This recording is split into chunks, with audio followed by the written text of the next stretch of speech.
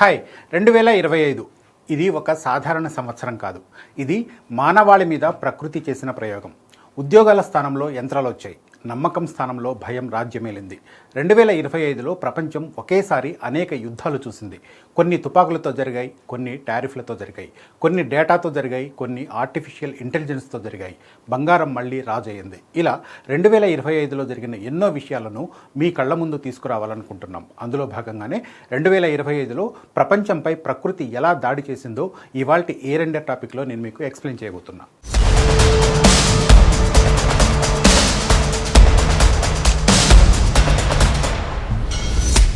2025లో ప్రపంచం ఒక విషయాన్ని స్పష్టంగా గమనించింది. ప్రకృతి విపత్తులు ఇక అరుదైన ఘటనలు కావు. అవి షెడ్యూల్ ప్రకారం వస్తున్నాయి. ఒక నెల ఎండతో కాలిపోతే మరో నెల నీటిలో మినిగిపోతుంది.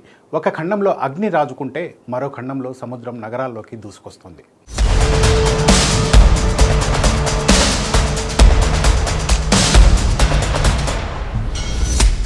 ఇది వాతావరణ మార్పు గురించి హెచ్చరికలు వినే దశ కాదు. ఆ దశ దాటిపోయింది. ప్రపంచం మొత్తం ఒకేసారి ఊపిరాడని దృశ్యాలను చూసింది.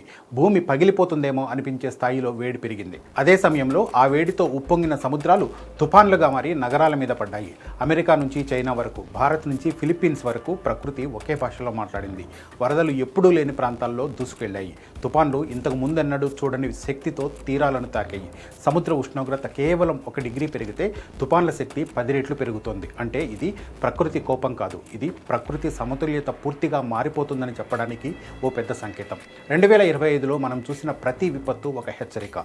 ఇది మనిషి చర్యలకు ప్రకృతి ఇచ్చిన ప్రతిస్పందన. ఇక 2025 ఇలా ఉంటే 2026 ఎలా ఉండబోతోందనే భయం కూడా సర్వత్రా వ్యక్తమవుతోంది.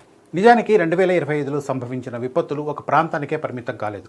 భూమి మొత్తం ఒకే సమయంలో దెబ్బతిన్నట్లు కనిపించింది. అమెరికాలో రికార్డు స్థాయి హీట్ వేవ్స్ కారణంగా విద్యుత్ గ్రిడ్లు కుప్పకూలాయి. అడవుల్లో చెలరేగిన అగ్ని మంటలు వారాల తరబడి ఆరలేదు. చైనాలో కొన్ని ప్రాంతాల్లో ఎండల తీవ్రతతో నదులు ఎండిపోయాయి. అదే సమయంలో మరో ప్రాంతంలో వరదలు రైలు మార్గాలు, హైవేలను కొట్టుకుపోయేలా చేశాయి. భారత్లో ఎండల తీవ్రత కారణంగా పట్టణాల్లో ఉష్ణోగ్రతలు మానవ శరీరం తట్టుకోలేని స్థాయికి చేరింది. ఈ ఏడాది మాన్సూన్లో కొన్ని రాష్ట్రాలు భారీ వరదల్లో మునిగిపోయాయి. ఫిలిప్పీన్స్లో వరుస తుఫాన్లు తీర ప్రాంతాలను ఒకదాని తర్వాత ఒకటి తాకాయి. ఇళ్లే కాదు, ఊళ్ళు కూడా మ్యాప్ల నుంచి దూరమైపోయాయి. ఈ విపత్తులన్నిటిలో ఒక కామన్ లింక్ ఉంది. అది సముద్రాల వేడి. శాస్త్రవేత్తలు చాలా కాలంగా చెబుతున్న మాట 2025లో నిజమైంది. సముద్రాలు వేడెక్కుతున్న కొద్దీ వాటిలో నిల్వ అయ్యే శక్తి పెరుగుతోంది. ఆ శక్తి తుఫాన్ల రూపంలో బయటకు వస్తుంది. అందుకే ఈ ఏడాది తుఫాన్లు కేవలం ఎక్కువగా మాత్రమే కాకుండా మరింత శక్తివంతంగా మారాయి. గాలుల వేగం, వర్షాల తీవ్రత, తీర ప్రాంతాలపై ప్రభావం లాంటి అంశాలు గతంతో పోలిస్తే అసాధారణంగా పెరిగాయి.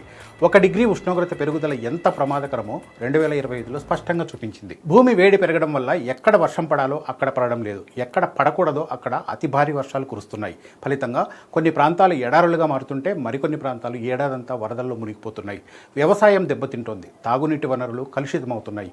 కోట్లాది మంది జీవనోపాధి ప్రమాదంలో పడుతోంది. ఇక 2025లో ఎండలు సాధారణంగా లేవు, అవి ప్రాణాంతకంగా మారాయి. ప్రపంచ వాతావరణ సంస్థల డేటా ప్రకారం ఈ ఏడాది అనేక దేశాల్లో ఉష్ణోగ్రతలు గత రికార్డులను దాటేశాయి. కొన్ని నగరాల్లో ఉష్ణోగ్రతలు మానవ శరీరం తట్టుకోలేని స్థాయిని దాటాయి. అమెరికా, దక్షిణ యూరోప్, దక్షిణాసియాలో వరుసగా వారాల పాటు తీవ్రమైన హీట్ వేవ్స్ నమోదయ్యాయి. భారత్లో మాత్రమే కాదు, చైనా, మిడిల్ ఈస్ట్ ప్రాంతాల్లో కూడా రోజువారీ జీవితం నిలిచిపోయిన సందర్భాలు కనిపించాయి. వేడి పెరిగే కొద్దీ నీటి వ్యవస్థ పూర్తిగా మారిపోయింది. 2025లో ప్రపంచవ్యాప్తంగా వర్షపాతం అసమానంగా కురిసింది. కొన్ని ప్రాంతాల్లో నెలల తరబడి వర్షం పడలేదు. మరోవైపు కొన్ని దేశాల్లో ఒకే రోజులో నెలల వర్షం కురిసింది. ఆసియా, ఆఫ్రికా, లాటిన్ అమెరికాల్లో అనేక నగరాలు వరదల్లో మునిగిపోయాయి.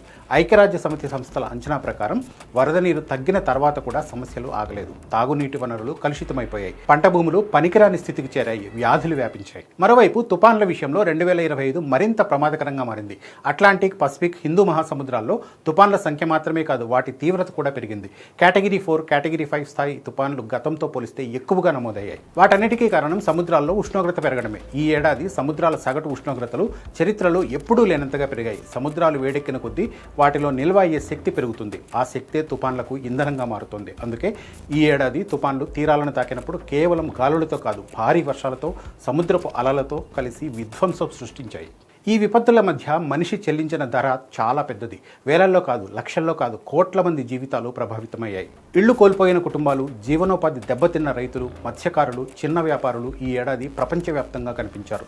అభివృద్ధి చెందిన దేశాలైనా, అభివృద్ధి చెందుతున్న దేశాలైనా ప్రకృతి ముందు సమానంగానే బలహీనంగా నిలబడ్డాయి. డబ్బు, సాంకేతికత, మౌలిక వసతులు ఉన్నా కూడా ఈ తీవ్రత ముందు అవి సరిపోలేదు.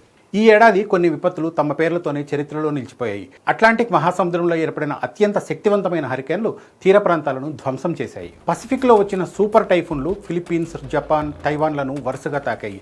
హిందూ మహాసముద్రంలో ఏర్పడిన తుపాన్లు తీర ప్రాంతాల్లోని గ్రామాలను ఖాళీ చేయాల్సిన పరిస్థితిని తెచ్చాయి. యూరోప్లో వేసవిలో చెలరేగిన అడవి మంటలు కొన్ని దేశాల్లో వేల చదరపు కిలోమీటర్ల అటవీ ప్రాంతాన్ని నాశనం చేశాయి. ఇవి ఒక్కొక్కటి ఒక్కో భయంకరమైన ఘటన. కానీ అన్నీ ఒకే ఏడాదిలో జరగడం మరింత ఆందోళన కలిగించే విషయం.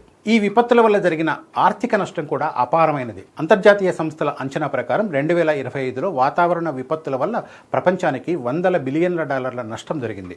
ఇది కేవలం భవనాలు, రోడ్లు, మౌలిక సదుపాయాల నష్టం మాత్రమే కాదు. ఇది కోల్పోయిన పంటలు, ఆగిపోయిన వ్యాపారాలు, కోలుకోవడానికి పట్టే సంవత్సరాల కథ. పేద దేశాలకు ఇది మరింత ఘోరం. ఎందుకంటే అక్కడ ఒక్క విపత్తు వచ్చినా దాని ప్రభావం తరతరాల వరకు ఉంటుంది. ఈ ఏడాది గణాంకాలు స్పష్టంగా చెబుతూ ఉన్నాయి. వాతావరణ మార్పు ఇక భవిష్యత్తు సమస్య కాదు. ఇది ఇప్పటికే మన జీవితాల్లోకి పూర్తిగా ప్రవేశించింది. అడవుల్లో చెలరేగిన అగ్ని కారణంగా లక్షల హెక్టార్ల చెట్లు కాలిపోయాయి. అనేక జంతు జాతులు తమ నివాసాలను కోల్పోయాయి. సముద్రాల్లో ఉష్ణోగ్రతలు పెరగడం వల్ల కోరల్ రీఫ్లు తెల్లబడిపోయాయి. మొత్తం సముద్ర ఆహార గొలుసు దెబ్బతినే ప్రమాదం ఏర్పడింది. పక్షులు వలస మార్గాలు మార్చుకుంటున్నాయి.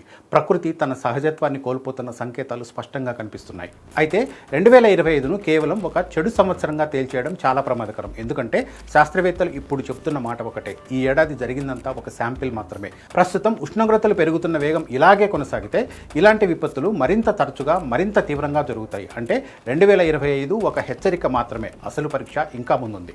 అప్పుడు తప్పించుకోలేని ప్రశ్న ఒక్కటే మిగులుతుంది: 2026లో మనం ఏ ప్రపంచాన్ని చూడబోతున్నాం? 2025లో చూసిన ఎండలు, వరదలు, తుఫాన్లు ఇంకా శక్తివంతంగా మారతాయా? లేదా మనం ఇప్పటికైనా మార్పు వైపు అడుగేస్తామా? ప్రకృతి ఇప్పటికే తన దారి మార్చుకుంటే మనిషి తన దారిని మార్చుకోగలడా? 2025 సమాధానాలు ఇవ్వలేదు, కానీ ప్రశ్నలను మాత్రం చాలా స్పష్టంగా వదిలి వెళ్ళింది.